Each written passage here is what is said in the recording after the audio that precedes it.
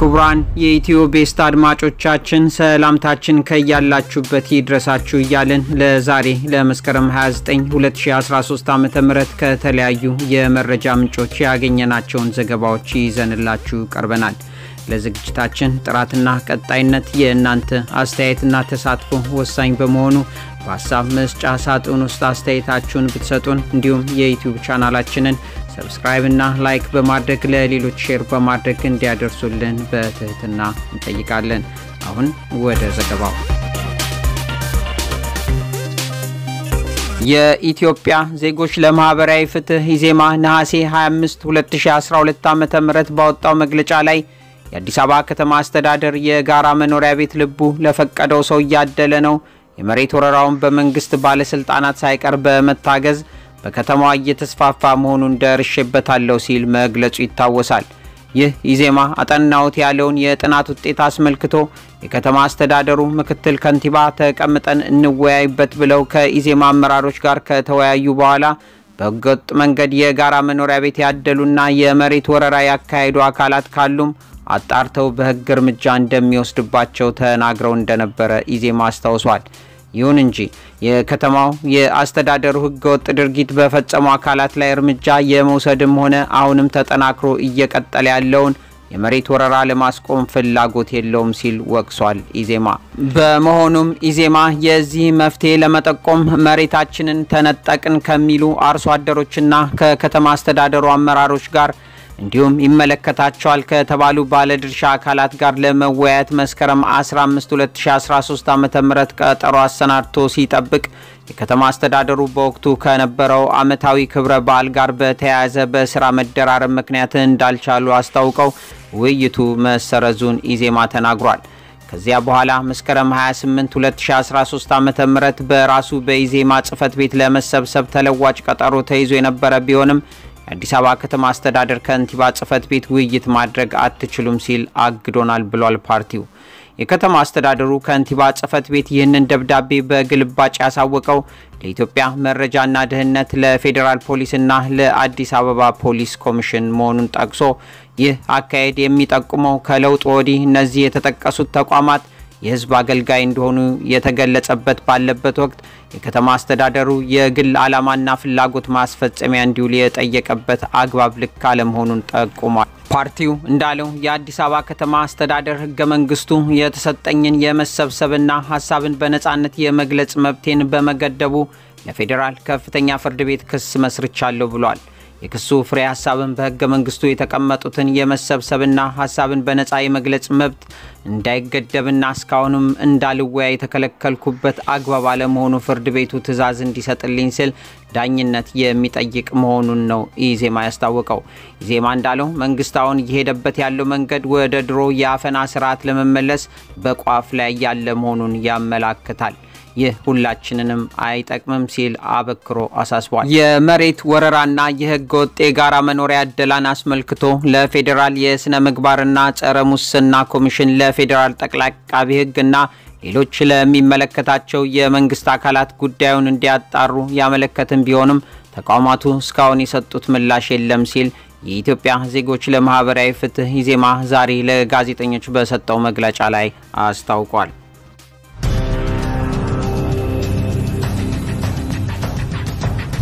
በቤኒሻንጉል ጉሙዝ ክልል መተከል ዞን ዳንጉር ወረዳ ረቡዕ መስከረም 27 2013 ዓ.ም በርካታ ሰዎች በተገደሉበት ጥቃት ጋር በተያያዘ 30 የሚሆኑ ሽፍቶች መገደላቸውን የክልሉ ፖሊስ ኮሚሽነር ገለጹ። የቤኒሻንጉል ጉሙዝ ክልል ፖሊስ ኮሚሽን ኮሚሽነር አብዱል ሐዚም መሐመድ እንደገለጹት ሰሞኑ በሰላማዊ ሰዎች ላይ በተፈጸመ ጥቃት አንድ ቻይናዊን ጨምሮ 13 ሰዎች በታጣቂዎች ተገድለዋል። ይህንን ተከትሎ የጸጥታ ኃይሎች በወሰዱት እርምጃ ጥቃቱ ፈጽመዋል የተባሉ 30 የሚሆኑ የክልሉ ፖሊስ ሽፍታዎች ያላቸው ላይ እርምጃ ተወስዶባቸው ሲገደሉ 3ቱ ደግሞ መማረካቸውን ኮሚሽነሩ ተናግረዋል።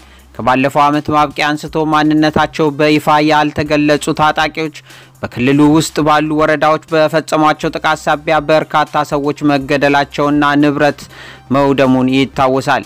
ባለፈው ረቡዕ በተፈጸመው ጥቃትም ታጣቂዎች ግድያውን የፈጸሙት ግለሰቦቹ ሲጓዙባቸው የነበሩ ተሽከርካሪዎችን አስቁመው እንደሆነ ኮሚሽነር አብዱል ሐዚም መሐመድ ገልጸዋል።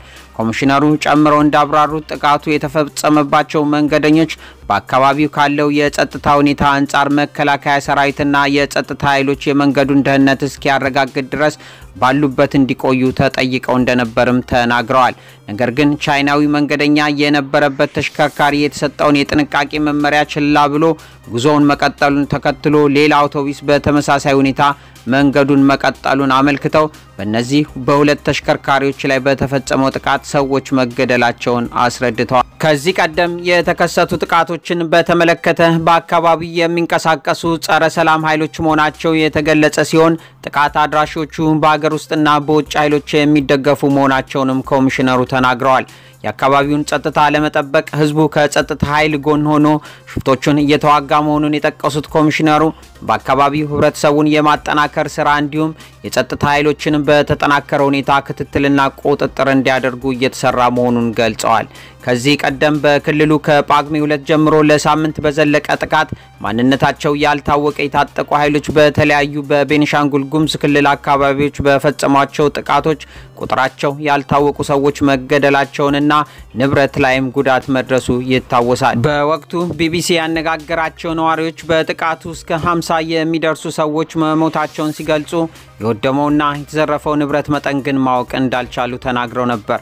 የኢትዮጵያ ሰብአዊ መብቶች ኮሚሽን ማወጣው መግለጫ በክልሉ በአንዳንድ አካባቢዎች እየታዩ ያሉ የጸጥታ መደፍረሶች ተከትሎ በሰላማዊ ሰዎች ላይ ከተፈጸሙ ጥቃቶች ጋር በተያያዘ እጅግ አሳሳቢ መረጃዎች እየደረሱት መሆኑን ባወጣው መግለጫ አመልክቶ ነበር። በወቅቱ እነዚህ መረጃዎች እየደረሱት ያለው በክልሉ ውስጥ ከሚገኘው መተከል ዞን ከቡለን ወረዳ አፓር ቀበሌ እንዲሁም ከወንብራ ወረዳ መልካን ቀበሌ መሆኑን ኮሚሽኑ ገልጿል።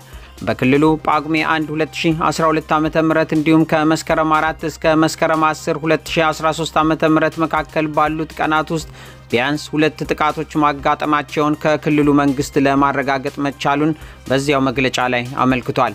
ቢያንስ በሁለት ዙር በተፈጸሙ ጥቃቶች ባልታጠቁ ሰላማዊ ሰዎች ላይ ግድያዎች መፈጸማቸውን እንዲሁም በመቶዎች የሚቆጠሩ ሰዎች መፈናቀላቸውን በስፍራ ከሚገኝ አንድ መንግስታዊ ምንጭ መረዳት እንደቻለ ኮሚሽኑ መግለጹ ይታወሳል።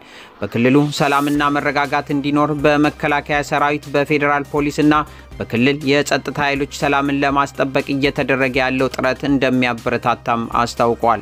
ኮሚሽኑ አገሪቱ በተቀበለቻቸው ህጎችና ሰነዶች መሰረት የሰዎች በህይወት የመኖር መብቶች እንዲከበሩ የጠየቀ ሲሆን በክልሉ ከዚህ ቀደምም ተመሳሳይ ጥቃቶች በተደጋጋሚ ማጋጠማቸውን ከግምት ውስጥ በማስገባት ገለልተኛ ፈጣን ምርመራዎች በማካሄድ ግድያው በተከሰተባቸው ሁኔታዎች ላይ የጥፋተኞችን ተጠያቂነት እንዲረጋገጡ አሳስቦ ነበር። በተጨማሪም የክልሉ መንግስት አካላት ተጎጂዎችና ቤተሰቦቻቸው ወደ ቀደመ ህይወታቸው የሚመለሱበትን መንገድ እንዲያመቻቹ ኮሚሽኑ ጥሪ አቅርቧል።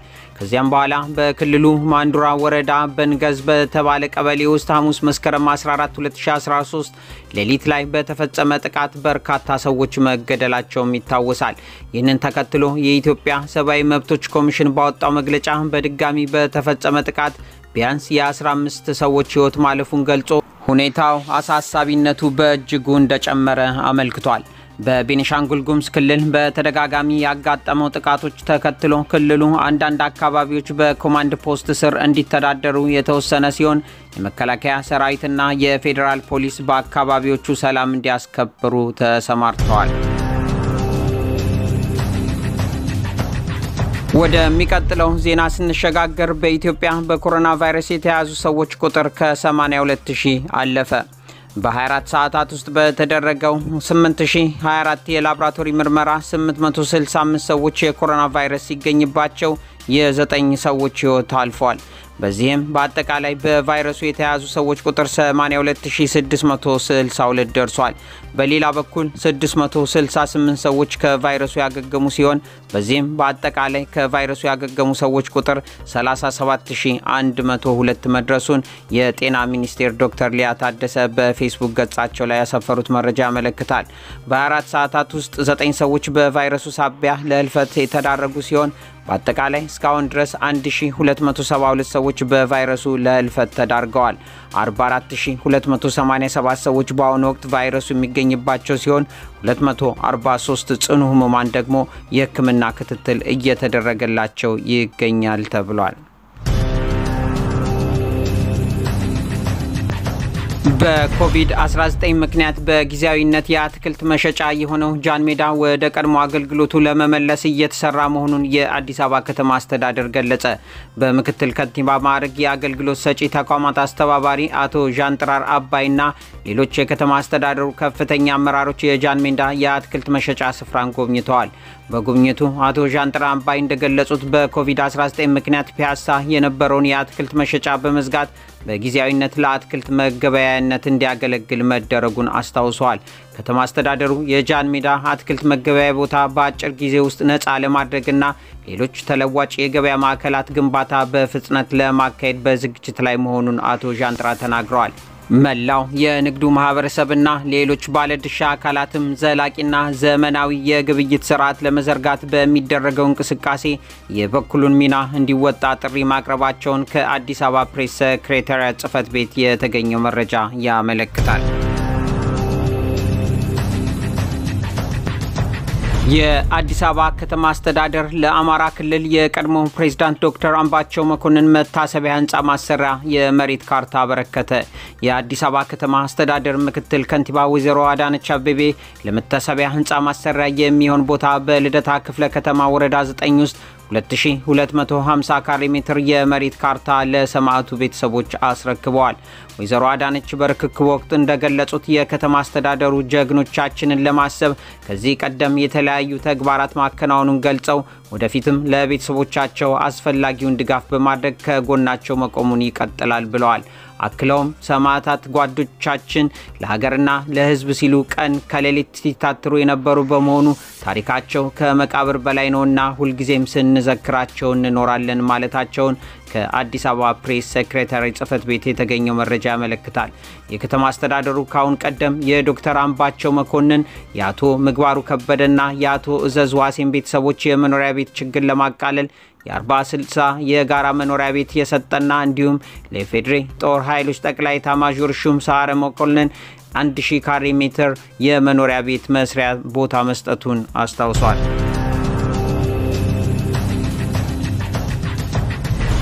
የኢፌዴሪ ፖሊስ ስታንዳርድ ዛሬ ይፋ ሆነ።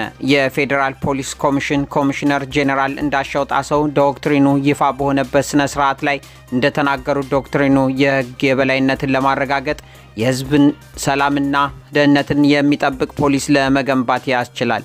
በተጨማሪም በፖሊስ አሰራሮች ላይ የሚታዩ ድክመቶችን ለማረም እንደሚረዳም ገልጸዋል። በዚህ ዘመናዊና ዘመን ተሻጋሪ ፖሊስ ለመገንባት እንደሚያበቃ አመልክተዋል። ዶክትሪኑ ላለፉት 2 ዓመታት የሌሎች ሀገሮችን ልምድ መነሻ ተደርጎ ደረጃውን ጠብቆ መዘጋጀቱንም አስታውቀዋል። የሰላም ሚኒስትሯ ሙፈሪያት ካሚል በበኩላቸው ፖሊስ የህዝብ ሰላምና ደህንነትን ጠባቂ አካል መሆኑን በተግባር ማረጋገጥ ስርዓት ሳይሆን ህዝብን እንዲያገለግል አሳስበዋል። ወደ ሚቀጥለው ዜና ስንሸጋገር የኢትዮጵያ ብሔራዊ ምርጫ ቦርድ ከኦሮሞ ነጻነት ግንባር ኦነግ አመራር አባላት የቀረበለትን አቤቱታዎች አስመልክቶ የሰጠው ውሳኔ የኢትዮጵያ ብሔራዊ ምርጫ ቦርድ ከኦሮሞ ነጻነት ግንባር ኦነግ ፓርቲ አመራር አባላት የአመራር ለውጥና ገዳን አስመልክቶ የተለያዩ አቤቱታዎች ሲደርሱት እንደነበር ይታወቃል። በአንድ በኩል በአቶ አራርሶ ቢቂላ ነሐሴ 1 2012 ዓ.ም በቁጥር 06 ABO 12 እና በ708 12 በ05 03 19 በቁጥር 08 ህዝባር ABO 12 በተጻፉ ሁለት ደብዳቤዎች የፓርቲው የሥራ አስፈጻሚ ኮሚቴ በፓርቲው ሊቀመንበር በአቶ ዳውድ ኢብሳ ላይ የእግድ ውሳኔ አስተላልፏል ሲሉ ለቦርዱ በማሳወቅ ቦርዱ ውሳኔውን እንዲያጸድቅላቸው ጠይቀዋል። በሌላ በኩል አቶ ዳውድ ኢብሳ በ08 10 2020 እንደ አውሮፓውያን ዘመን አቆጣጠር በቁጥር 0211 XLY ABO 2020 በተጻፈ ደብዳቤ የሥራ አስፈጻሚ ኮሚቴ አባላት በሆኑት አቶ አራርሶ ቢቂላ፣ አቶ ቶሌራ ተሾመ፣ አቶ አቶምሳ ኩምሳና የብሔራዊ ምክር ቤት አባላት የሆኑት አቶ ቀጨላ መርዳሳ እና አቶ አርቢቾ ዲማ እስከሚቀጥለው ጠቅላላ ጉባኤ ድረስ ከኃላፊነታቸው ታግደው እንዲቆዩ ስለተወሰነ ይሄው ውሳኔ በቦርዱ ዕውቅና እንዲሰጠው ጠይቀዋል። የብሔራዊ ምርጫ ቦርድ ይህንኑ በፓርቲው አባላት መካከል የተፈጠረውን ያለመግባባት የሚያስረዱት ከዚህ በላይ የተገለጹት ደብዳቤዎችና ሌሎች የጽፎች አቤቱታዎች መስከረም 28 ቀን 2013 ዓ.ም ባደረገው ስብሰባ መርምሯል። በፖለቲካ ፓርቲ አባላት መካከል አለመግባባት ሲከሰትና ለቦርዱ አቤቱታ ሲቀርብለት በአዋጅ ቁጥር 1162/11 አንቀጽ 74 ንዑስ አንቀጽ 6 መሰረት ጉዳዩን ተመልክቶ የውሳኔ ሐሳብ የሚያቀርብ የባለሙያዎች ጉባኤ የማቋቋም ስልጣን አለው። በመሆኑም በእናቱ ዳውድ ኢብሳ የሚመረጥ ወይም የምትመረጥ አንድ በእናቱ አራርሳ ቢቂላ የሚመረጥ ወይም የምትመረጥ ሌላ አንድ እንዲሁም እነዚህን ሁለት ባለ ጉዳዮች የሚመርጡትን ባለሙያዎች በሰብሳቢነት የሚመራ ወይም የምትመራ ሌላ አንድ ባለሙያ ቦርዱ መርጦ በመመደብ የባለሙያዎች ጊዜያዊ ጉባኤ እንዲቋቋም መስከረም 28 ቀን 2013 ዓ.ም ባደረገው ስብሰባ ወስኗል። በዚህም መሰረት በሁለቱ አካላትና በቦርዱ የተመረጡ ባለሙያዎች ጉዳዩን አጣርተው በሚያቀርቡት የውሳኔ ሐሳብ ላይ ተመስርቶ ብሔራዊ ምርጫ ቦርድ የመጨረሻ ውሳኔ የሚሰጥ መሆኑን ያሳውቃል።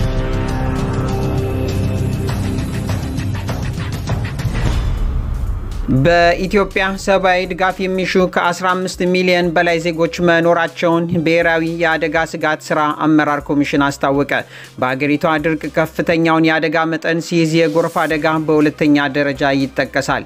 እንደ ብሔራዊ ሜትሮሎጂና የተፋሰሶች ልማት ባለስልጣን መረጃ በተለያዩ የአገሪቱ አካባቢዎች የጎርፍ አደጋ እያጋጠመ ሲሆን ዘንድሮ ከ30 ዓመታት በኋላ ከፍተኛ የጎርፍ ክስተት አጋጥሟል። ይህ የጎርፍ ክስተት በተለይ በአፋር፣ በኦሮሚያ፣ በደቡብ፣ በአማራ፣ በጋምቤላ፣ በሲዳማና በሶማሌ ክልሎች ከባድ እስከ ቀላል አደጋዎች እያስከተለ መሆኑን የኢትዮጵያ ዜና አገልግሎት ዘግቧል። በዚህም ሳቢያ በአጠቃላይ በ33 ዞኖችና በ110 ወረዳዎች 1.1 ሚሊዮን በላይ ሰዎች ተፈናቅለዋል።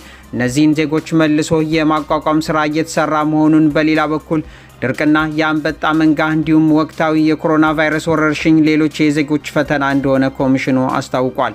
የኮሚሽኑ የህዝብ ግንኙነት ዳይሬክተር አቶ ደበበ ዘውዴ ለኢትዮጵያ ዜና አገልግሎት እንደገለጹት በእነዚህ አደጋዎች ሳቢያ በአሁኑ ወቅት ከ15 ሚሊዮን በላይ ዜጎች ድጋፍ ይሻሉ። የምግብና ምግብ ነክ ድጋፎችን ሳይጨምር ለጤና፣ ለንጽህና፣ ለትምህርት፣ ለሆነና ለሎጂስቲክስ ስራዎች 1.44 ቢሊዮን የአሜሪካ ዶላር እንደሚሻም አቶ ደበበ ገልጸዋል። እስካሁን ከለጋሽ ድርጅቶች 478 ሚሊዮን ዶላር ከመንግስት ደግሞ 187 ሚሊዮን የተገኘ ሲሆን ይህም በአጠቃላይ የድጋፉን 46 በመቶ መሆኑን አብራርተዋል። ለቀሪው 772 ሚሊዮን ዶላር ድጋፍ ከመንግስትና ከለጋሾች የተጠናከረ የጋራ ስራ ይጠብቃል ብለዋል።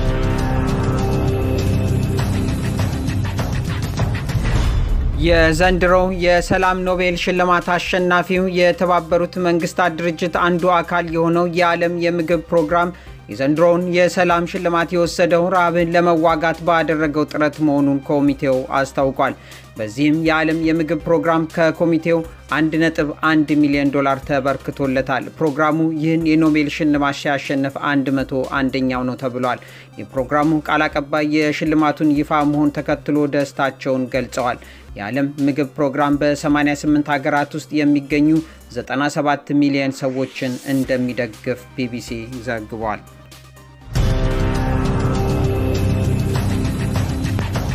ክቡራን የኢትዮ ቤስት አድማጮቻችን ለሰዓቱ የያዝንላችሁ ዘገባዎች እነዚህ ነበሩ።